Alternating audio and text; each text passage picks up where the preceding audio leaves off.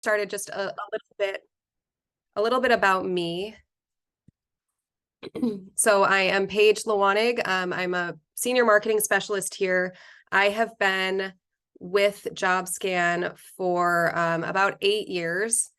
I started as a freelancer and I have worn a lot of hats here at Jobscan. Now I help run our email marketing channel. So if my name sounds familiar to you, it's probably because you've seen me pop up in your email inbox. So it's really nice to meet you all kind of in person. I love opportunities like this to connect with our users. That's probably what I'm most passionate about when it comes to Jobscan, is connecting with you all, learning your pain points when it comes to job searching and helping to address those.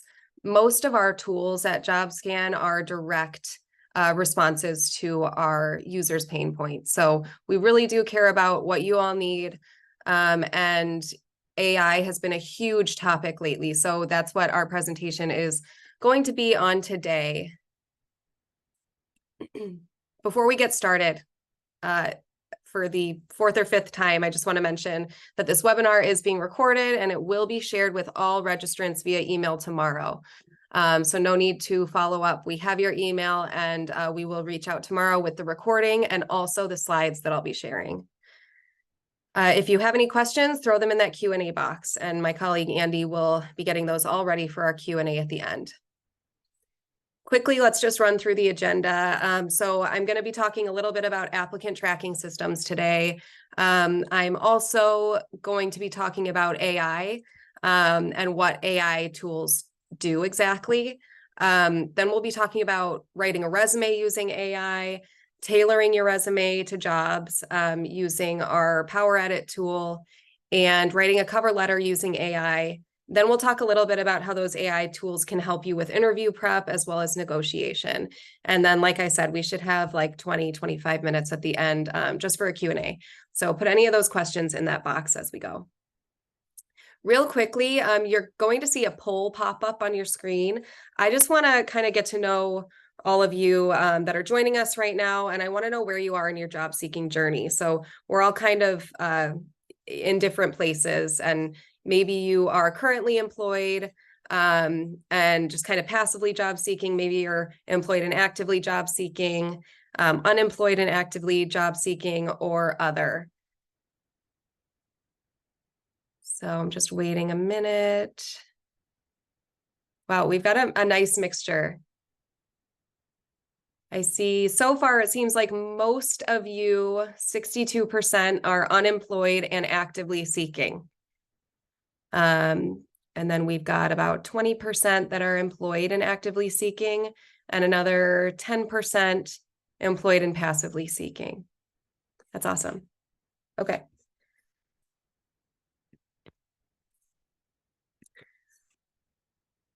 All right. So like I said, I want to talk a little bit about applicant tracking systems. Applicant tracking systems are really Jobscan's like bread and butter. They're our big focus. These are often called ATS. You might hear them called resume robots or resume screeners. And these are used by 98% of Fortune 500 companies and somewhere between 30 and 60% of smaller companies.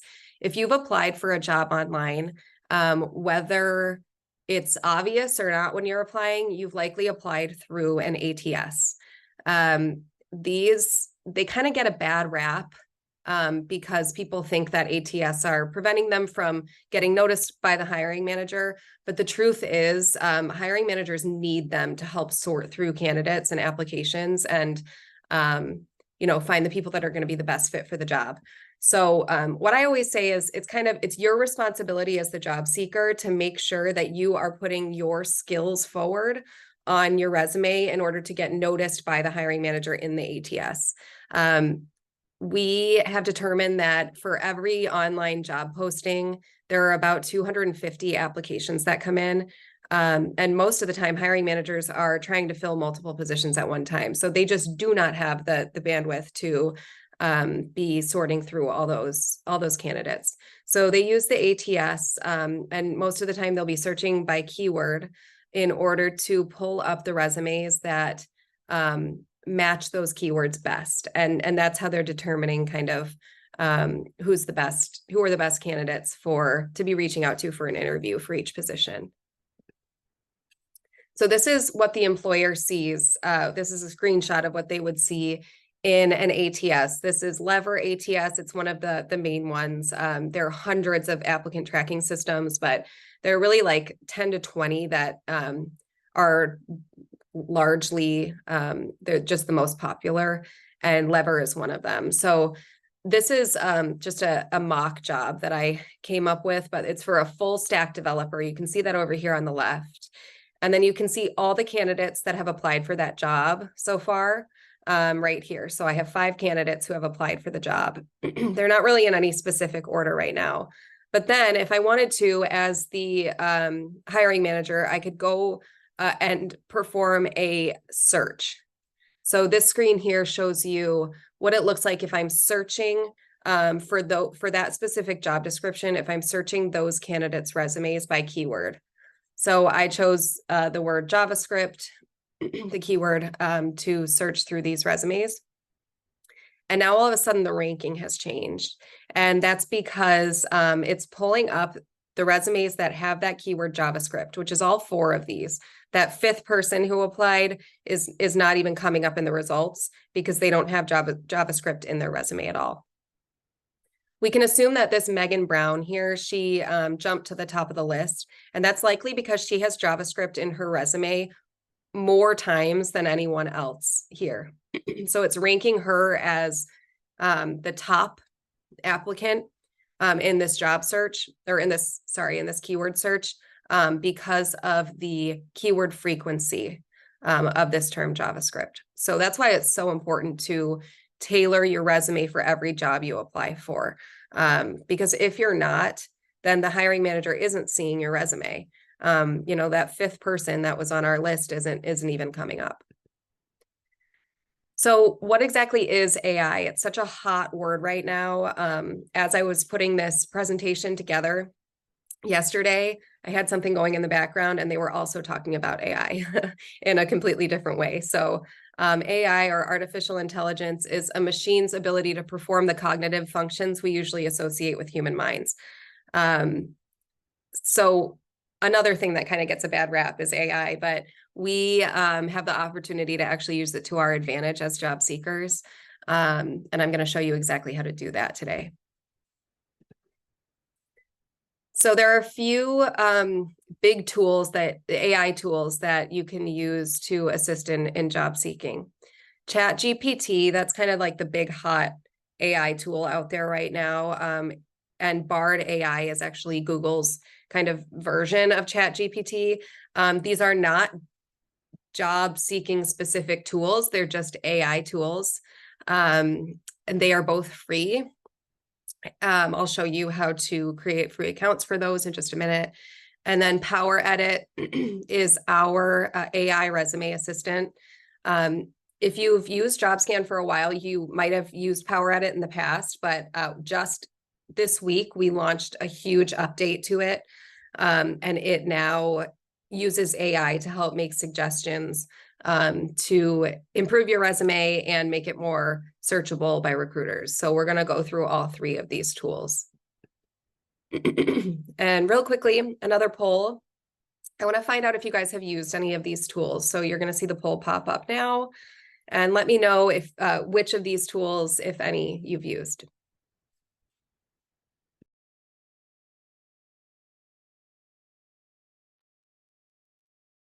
Right? Yeah, I'm not surprised. Chat GPT is the one that is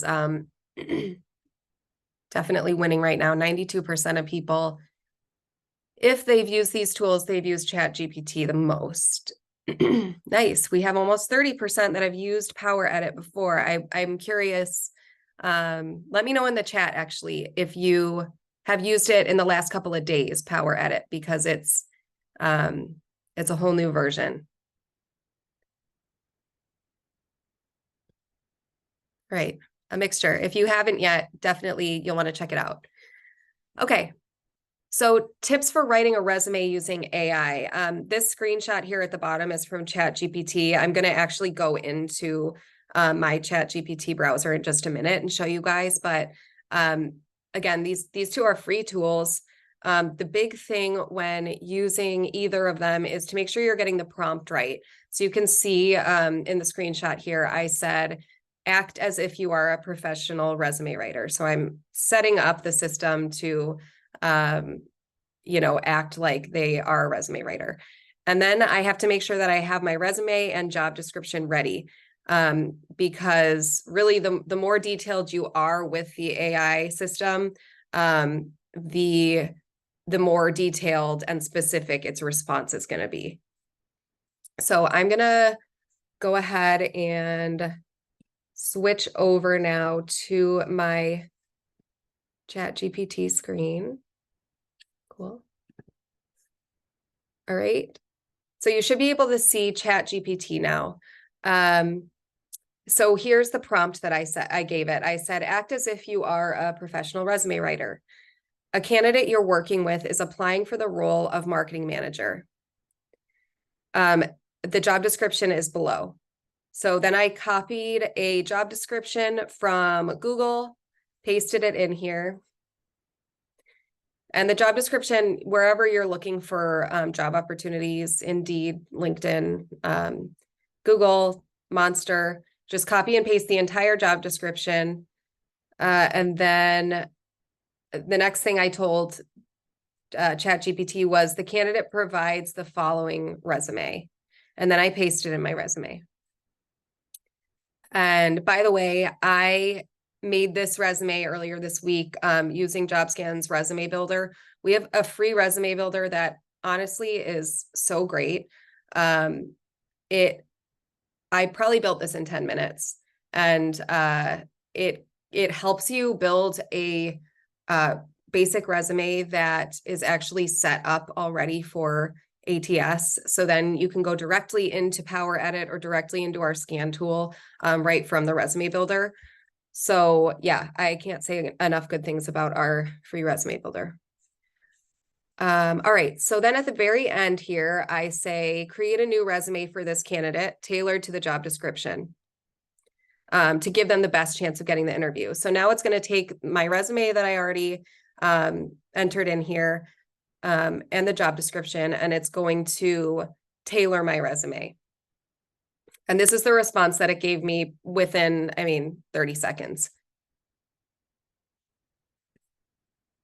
So it wrote a professional summary using the job description as a comparison. So it said that I'm dedicated to driving diversity, equity, and inclusion because that was something that was in the job description.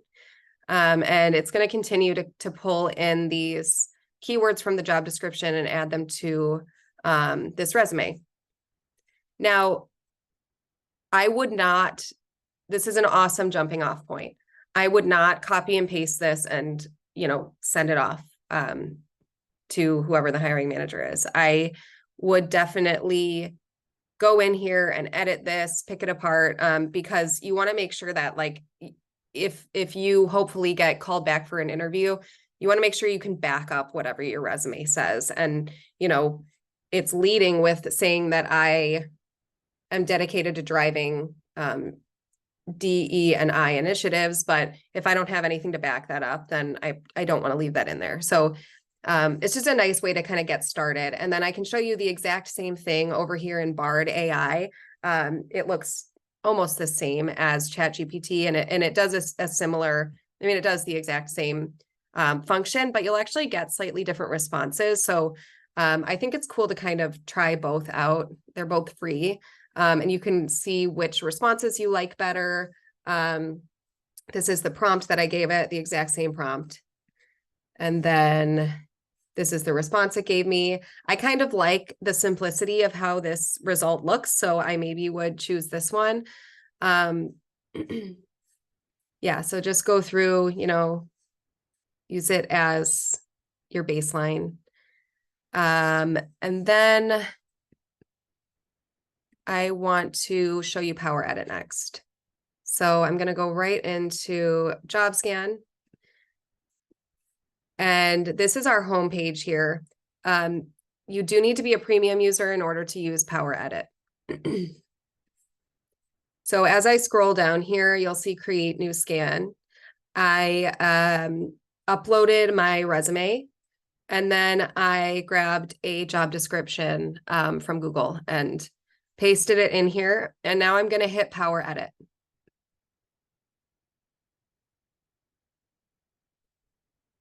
So what it's doing now is it's comparing my resume to the job description. I'm gonna hit update details here. And then it's giving me a match rate. This is like my readiness rate for, you know, how optimized my resume is for this particular job description. So a 36%, I'm gonna be honest, when I first compared these two, it told me I had a low match rate. And so that's a totally normal starting point. I think a 36% is honestly like higher than I would expect for your initial match rate to be. So don't be discouraged by that. It doesn't mean that you have a bad resume. It means that your resume is not yet tailored to this specific job description, which we wouldn't expect it to be. So here on the left, this is our brand new version of Power Edit. So here on the left, this is your match report that you've probably seen if you've run a resume scan on Jobscan. We're looking at things like searchability, hard skills, soft skills, recruiter tips, formatting. So searchability, for example, we want to see your contact info, address, email, phone number. We want to make sure your date formatting is accurate. If you do not have both month and year formatted in your resume, the ATS can have trouble parsing that information correctly into your candidate profile. So we want to see both month and year. Don't worry too much about gaps in employment. Don't try to cover those up. Everybody has gaps in employment. You can, use your interview to explain why there was a gap if it comes up, but don't be afraid of that. We look for clear section headings, and then if possible, a job title match. This just means that if it's possible for you to include the exact job title that you're applying for in your resume, that's a good way to rank higher, because that's usually one of the top keywords that a hiring manager will use to search within the ATS. So for example, this job is called Marketing Communications Specialist. So what you can do actually, so my job title might not be Marketing Communications Specialist, but if this specific job that I'm applying for and a job that I've already had have similar roles involved, you can change the name of your previous job title to whatever you're applying for. You only want to do this if that's actually an honest representation of a job that you've held before. Another good way to include job title match is if you have a summary statement. You can probably add it in there a little bit more easily. It's not the end of the world if you can't add it. There are lots of other opportunities to add keywords that will make you more competitive within that ATS. So the next section here is hard skills. This is where I tell people to spend the most time. Hard skills will have the biggest impact on your match rate, and they are likely those keywords that the hiring manager will be using. So here you see these numbers here, 1 of 1, 0 of 1. This is showing you keyword frequency. So I can see that annual reports is not in my resume at all. That's where that 0 comes from, but it is in the job description one time. So as a general rule of thumb, you want to try and add each of those keywords to your resume as many times as they're mentioned in the job description. So, I could try to add each of these one time where they're relevant. I think Excel would be an easy one for me to add. So if I click on the keyword here, right now, what Power Edit is doing is it's using AI to generate phrase suggestions. So not only has it determined that Excel is a top keyword from the job description, but it's actually giving me suggestions for how to add it to the job description. So for example, I can say that I utilized Excel to gather, analyze, or present data for marketing campaigns. Yeah, that sounds great. And I can honestly say that I've done that. So if I just click on it, it'll copy it and then I can click right into my resume here in Power Edit. It's a live editing tool, and I can just paste that in. And then when I click out, look up here at my match rate, you can see that my match rate just went up to a 39% just by adding in that specific keyword. So what I would do is just go down the line here, add what you can. Again, the endpoint is always getting in front of the hiring manager. So you don't want to add anything that you can't back up with real experience. And you don't want to add keywords just for the sake of like keyword stuffing, because even if you get all the way through to an interview, it's going to be pretty obvious that you don't actually have any of those skills. So do what you can. We tell people to shoot for a 75% match rate or higher. But truthfully, like if you're using Jobscan and half the other applicants aren't, any improvements that you make to your match rate are going to make you more and more competitive. So don't be discouraged if you're, having trouble getting above like 60%. If you've done everything you can, then that's great. So we also look for soft skills. Soft skills will have a less of an impact on your match rate, but they're still important. They can help show like cultural fit, or, who you are, your personality to hiring managers. So that's worth taking a look at as well. Recruiter tips here. This is the one section in our match report that actually is not does not have anything to do with applicant tracking systems. This section is all about recruiters and what recruiters and hiring managers want to see when they are looking at your resume. So things like job level match. We want to make sure that you are applying for a job that you are qualified for. I think every one of us here knows that one of the hardest and most discouraging parts of the job search is that you're just applying for all these jobs and not hearing anything back. That is because of ATS. And if you're applying for jobs you're not qualified for, you could be getting knocked out of the running before the hiring manager even runs a search. So, for example, say you are applying for a job through an ATS and you see these multiple choice questions pop up that say like, how many years of experience do you have? Or do you have a bachelor's degree or higher? If you answer like incorrectly on any of those, if you don't have a bachelor's degree and you select no, then that resume isn't even going to go into the rankings. So we just want to make sure that you're applying for jobs that you're qualified for, so that you can get responses and start getting interviews. Another important part of this report is measurable results. Measurable results are like numbers driven. Think of like percentages or dollar amounts, number of people. So these are like specific proven results that you have done in the past at your previous or current job. These are a couple that were in my resume. So an audience of almost 2 million subscribers, run monthly webinars with 100 or more attendees. Those are measurable results because they're numbers.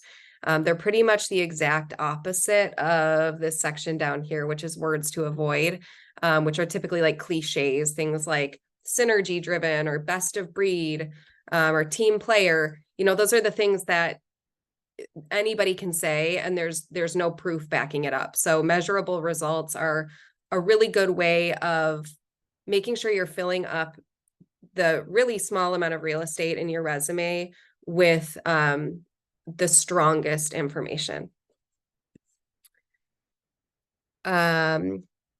Let's see. So then we're going to look at things like word count, web presence, and then the last section here is formatting. So it looks like I have checked all those boxes, but you definitely want to make sure things are formatted correctly, because formatting can throw off the parsing of an ATS as well. I also just want to point out quickly that within Power Edit here, you can also access our resume builder without even having to leave the resume you're working on. So if you wanted to add more work experience, for example, you could just pull this down. You could click into any of your work experience that you already have listed, or you can add new work experience. You can say you're looking at this and you're like, oh, projects, I didn't even think to add projects. Then you can click into the resume builder and add those specific projects, volunteering.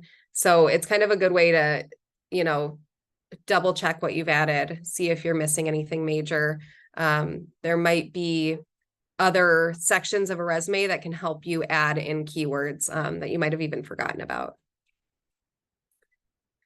All right, let's see. Next, and I will say kind of the difference between those AI tools like Chat GPT and Bard AI and our Power Edit tool is that Power Edit uses AI with designed specifically with ATS in mind. So where the other ones are kind of just giving you a general comparison between the words in a job description and the words in your resume.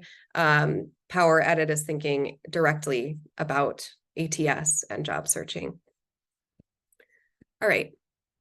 So then I want to talk about what if you want to write a cover letter using AI. So getting back over here to Chat GPT,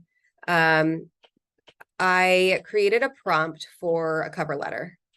So I told it, I said, here's my resume, pasted in that same resume. And then I said, here's the job description, pasted in a job description. And then I said, write a cover letter for me that's a maximum of 250 words based on my resume that's tailored to the job description. And it gave me this cover letter. And what I like about Chat GPT, or maybe it's Bard AI, it tells me the word count. I think it might be Bard. Let's see. So I did the exact same prompt in Bard AI, and this is the result it gave me. Yeah. So it tells me it's 249 words. So it got right up to that max word count. And what I'll say is, this to me this is a wordy cover letter because it went right up to that max word count. So what you could say, you can kind of continue to iterate with these AI tools. So I could say, make this cover letter more concise.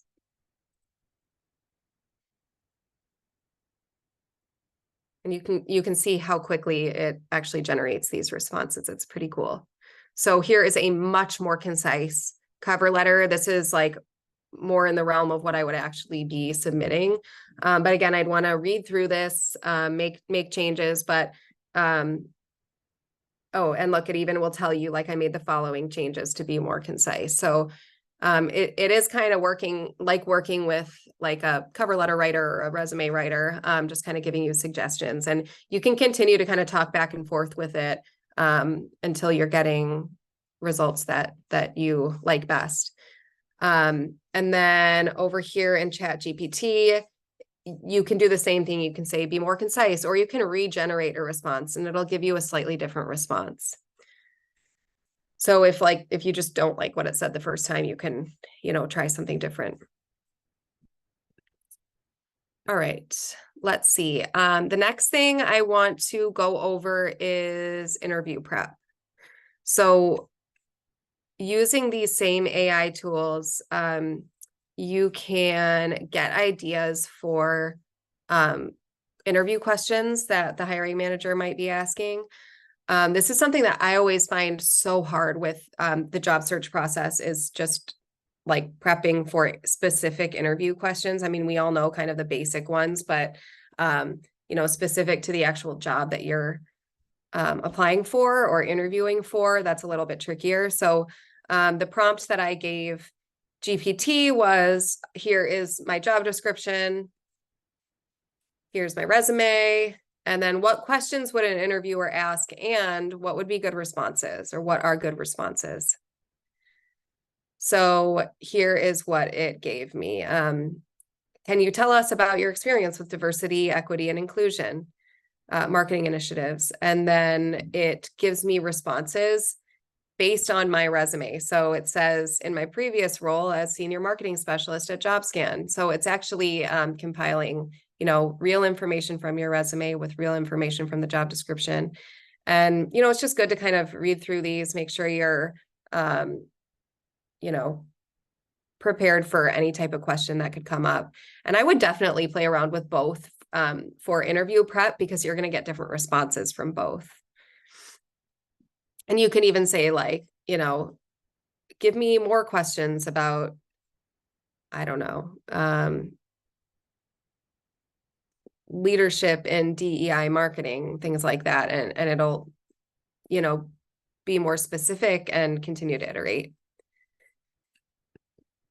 And we have another poll. Let me switch over here so you can see my screen again. And now I want to find out what you guys think. At what stage do you think you should start asking salary questions? Before the interview, during the interview, upon the job offer, but before accepting or after accepting the job? So at what point should you start having open discussion about salary with the hiring manager?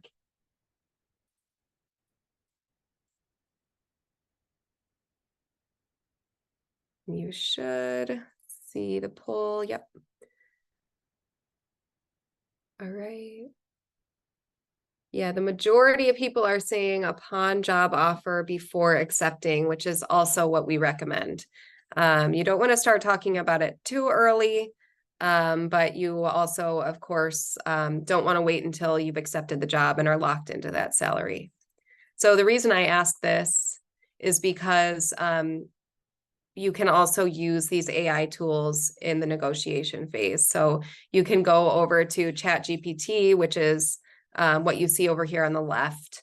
And you can say, like, how much does an IT specialist make in New York?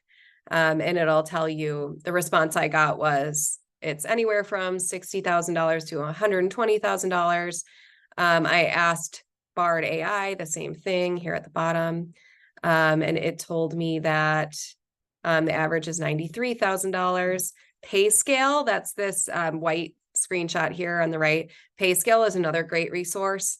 You can put in your job title, years of experience, and location, and it will give you a range for salaries as well. So just to make sure that you kind of know what you're asking for, you're not selling yourself too short, and what to expect when you get that job offer. I included a few more resources here. These are hyperlinks. Again, we will be sharing these slides via email tomorrow, so you can click into these resources. You can find more information on jobscan.co. Our blog is just an incredible source of information on the job search. There are also some great articles on using AI in your job search. So check those out. Those are all free resources, regardless of what your current subscription is with Jobscan. And then you can watch our Power Edit demo video if you want to see that tool in a little bit more depth as well. And finally, for attending today, we are offering 20% off for new Jobscan Premium users if you sign up through this link. So you can click into that link, and we will also be sharing that in the email. And this is available through the end of the month, so through 10/31. If you are a current Jobscan Premium user, unfortunately, this won't apply. It's only for either free users, for free users who are upgrading to Jobscan Premium for the first time. And that 20% off is actually forever. It's not just for the first subscription period. You'll continue to get that 20% off for following subscription periods. All right, now I want to go into the Q&A.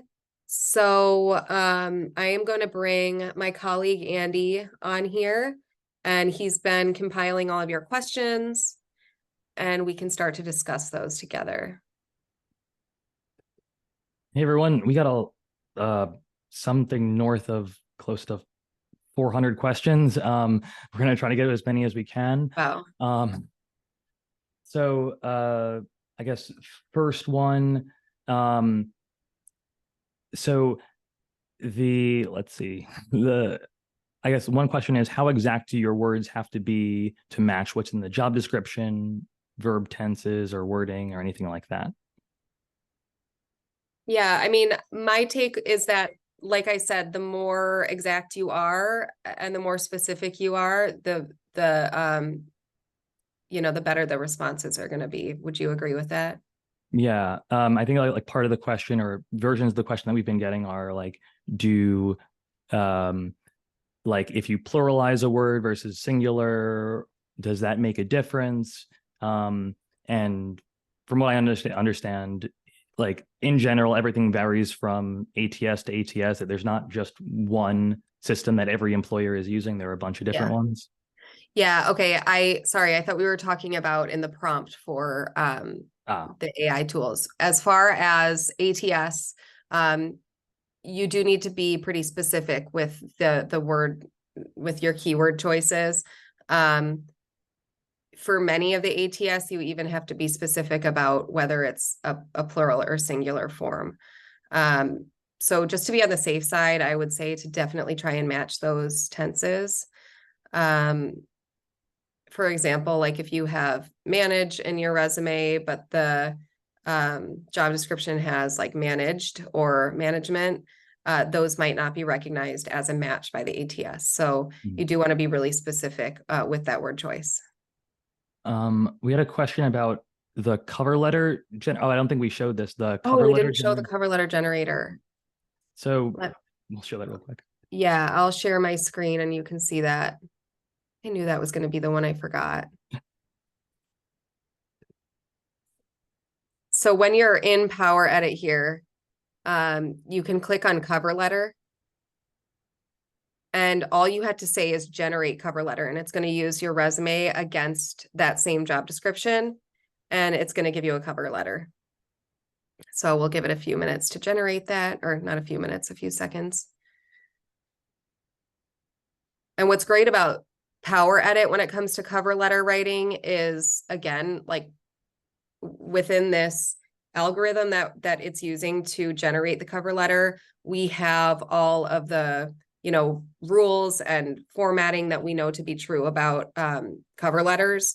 So it's just going to give me a really nice looking formatted and like nicely worded cover letter.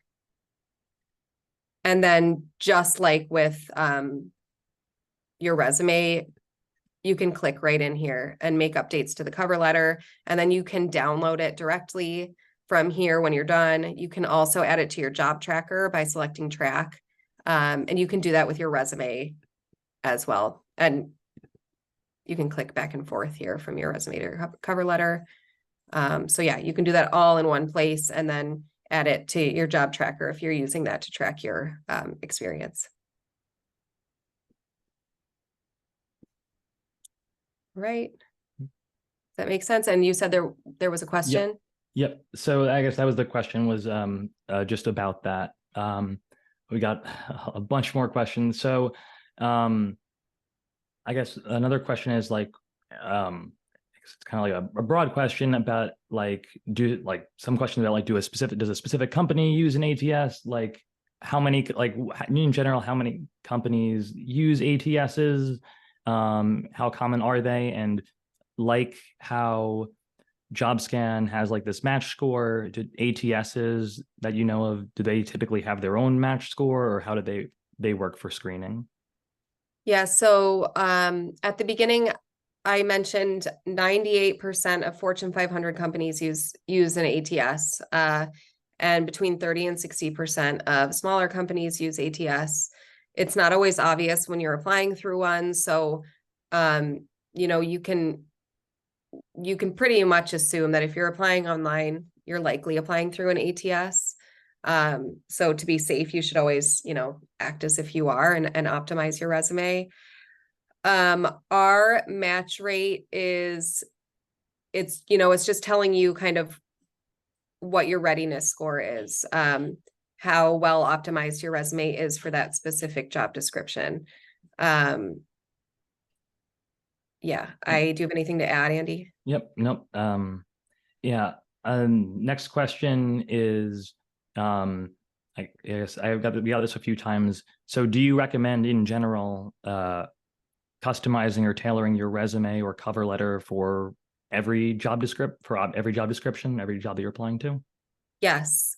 And yes, I know that sounds tedious. If you're used to applying for 10 jobs a day, you're not going to be able to do that when you're tailoring your resume. So, but you will hear back from about interviews more often. So even if you're, cutting that application number in half or into a third of the number that you would be applying for without tailoring your resume, you will have better success if you're tailoring. So yeah, the reason that I've always loved Power Edit, and even more so now with this new major AI update, is that it really does streamline that tailoring process and make it as efficient and clean as possible.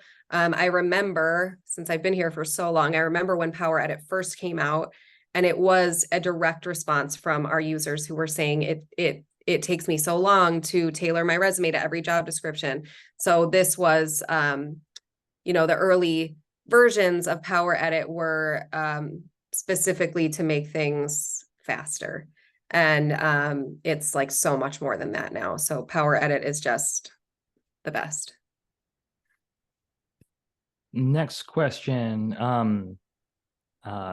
This is I guess another question is, can we provide the GPT prompts? And I think, yeah, answer is yes. In the email that we send out tomorrow, we'll have a copy of this recording, as well as the slides. And I guess we'll also just add another slide specifically with the text that we use in the prompts.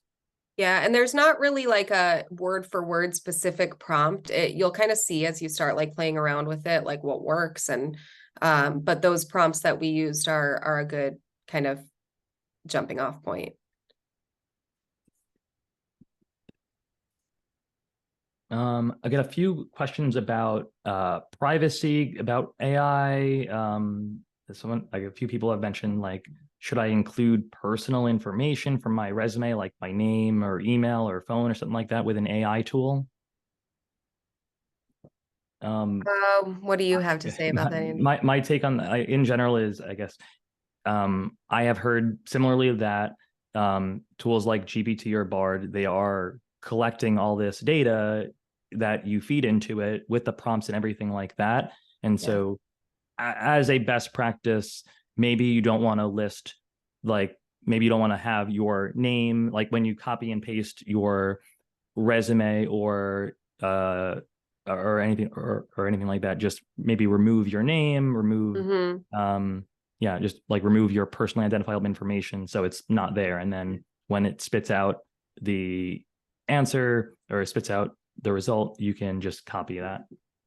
Yeah, and outside of AI, even just with resumes, I know some people are uncomfortable with like including their address on resumes.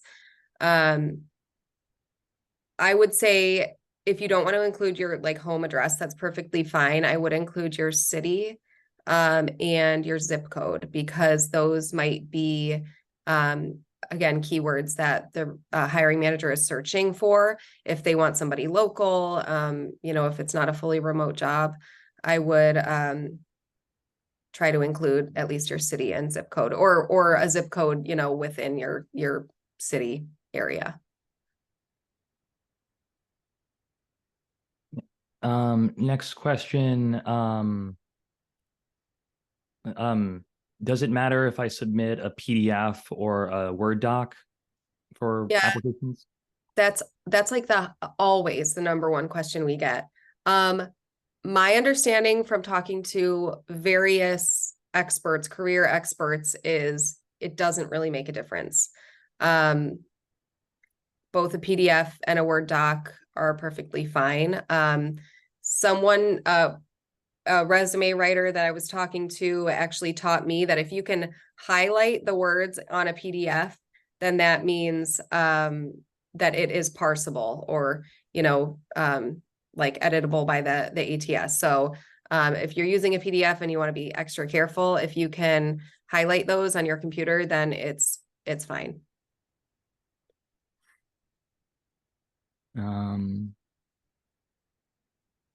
Oh, and that just answered another question about, should I use my physical address because I'm afraid that it might potentially encourage discrimination or bias or anything like that. Yeah. And that reminds me real quick. I know one question that I get a lot is about, it's kind of on a different vein, but if you should not have a picture of yourself on LinkedIn, if you're either on the younger or older side and you're worried about ageism, always include your picture on LinkedIn. I think if you don't have a picture, that might, lead hiring managers to think that it was because you didn't know how to upload it or whatever. So, yeah, have a nice headshot taken of yourself, whether it's professional or not. But, yeah. Right.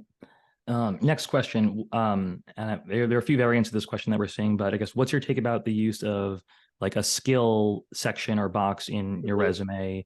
Is that going to be good for kind of the keyword aspect of ATS, or should we include that or not, depending on like the role?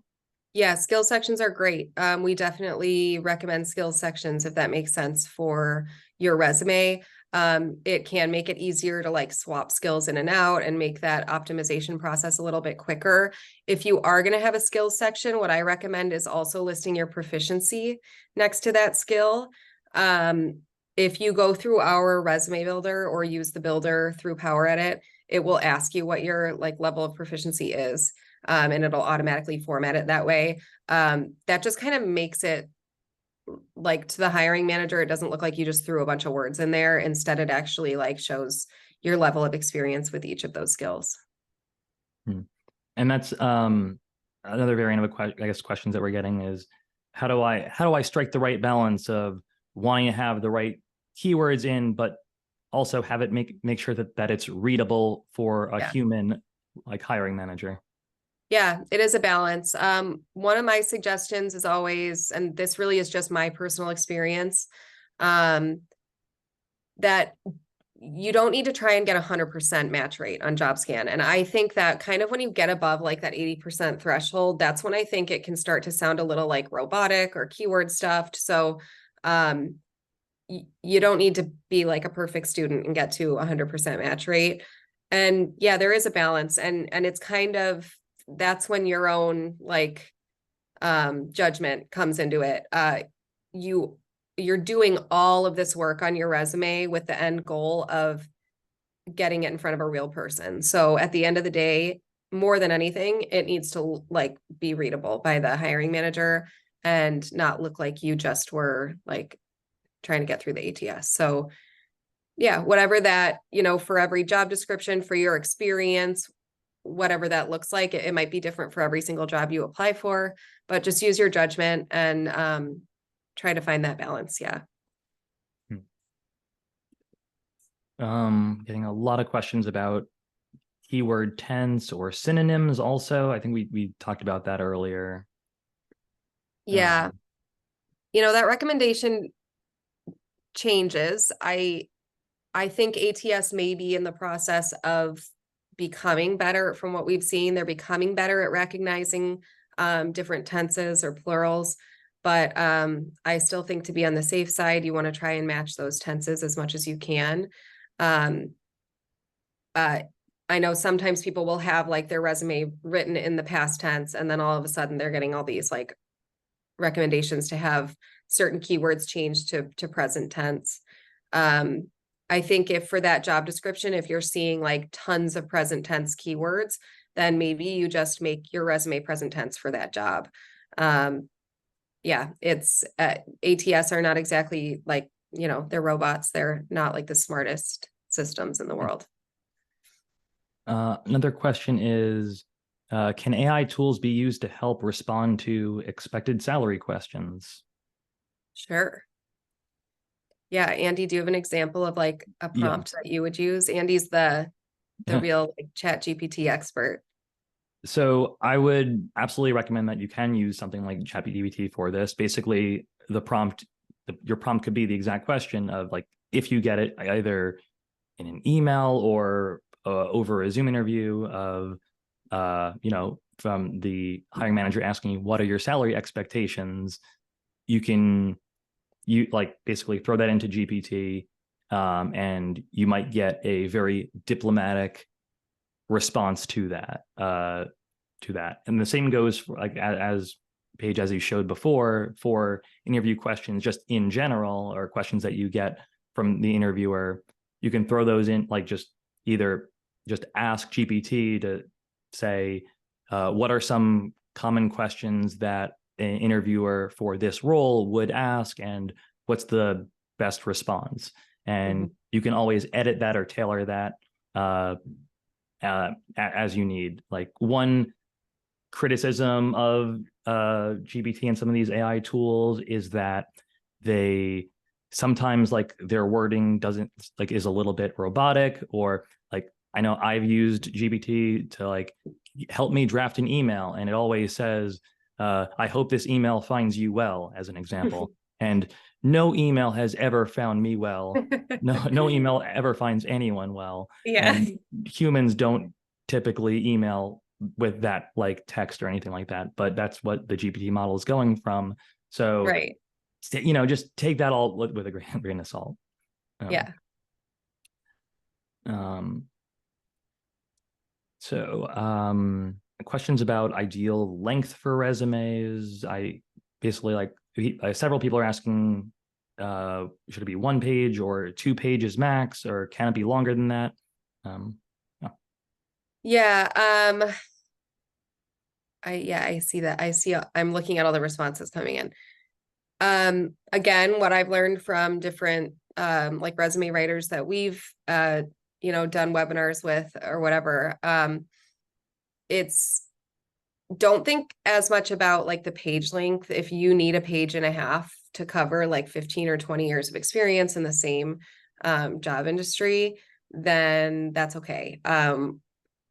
Jobscan will tell you if your resume is longer than 1,000 words. That's kind of the general guideline that we give.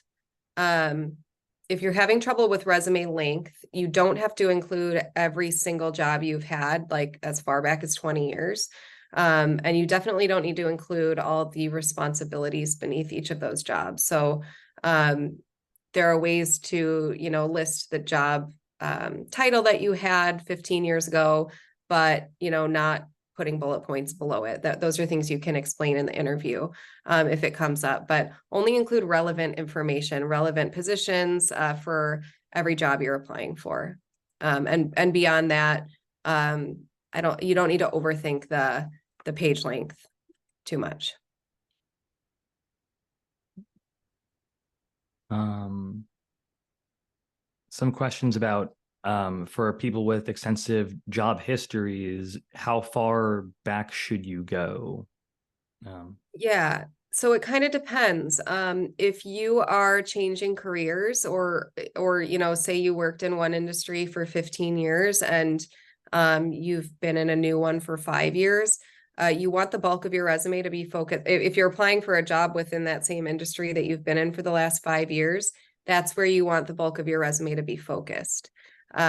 So, you could make a note after those jobs of like, previous work experience in whatever field. And then, you can discuss that during your interview, but really whatever is relevant is what you should mention. And I would say the more recent jobs that you've had, if they're within the same industry you're applying for, those are the ones you should be the most detailed about. Two more questions about cover letters. How long should a cover letter be? And is a cover letter important or mandatory? Does it hurt your chances if you don't have one? if it's requested specifically in the job posting, you should include one. Cover letters will also go through the ATS. So if you do include one, it really also needs to be optimized for ATS. I think the general recommendation at Jobscan is to not include a cover letter unless it's requested, just because it does require optimization. It's, you know, just another kind of time intensive part of the application process. Length, I think we recommend 250 words or less. We have tons of resources on our blog about writing cover letters too.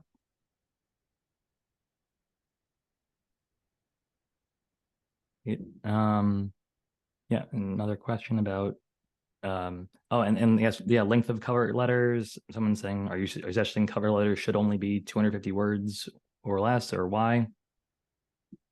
I think my thought about cover letters is just like a resume. You don't need to have every, you don't need to mention every job you've ever had.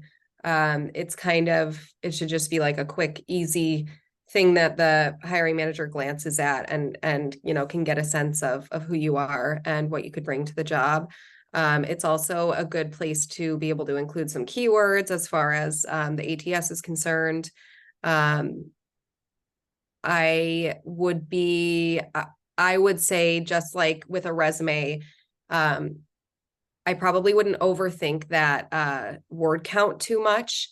Just try to be as concise and relevant as possible to the job description. Yep. And it looks like we just have time for one or two more questions. Let's see. Yes, this recording will be shared via email tomorrow and the slides as well. Yep. Yeah, I guess, is it acceptable to ask salary range before the process begins if I don't want to waste my time through the process? I wouldn't. I think it's important to, show that you're interested in the job and that you're excited about the job. And of course, we're all thinking about the salary, but you don't want to make it seem like that's like the most important thing to you. So I would, use these AI tools to kind of get an idea of what the salary should be. And then if you feel like they're lowballing you and you get the job offer, then you can start negotiating.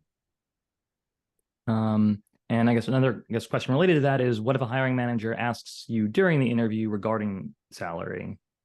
Yeah, then I would probably want to be going into interviews and knowing what salary range is appropriate. So finding out what the general range is, and then I would definitely ask, for the top of that range, because why not? Right. And I think that's all we have time for today, unfortunately. Awesome.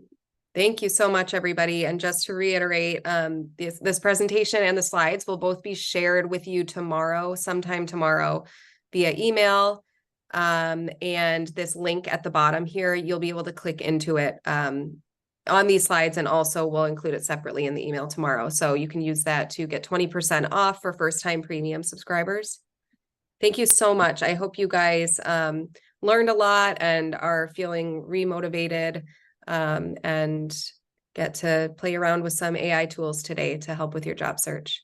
Thanks, Andy. Thank you.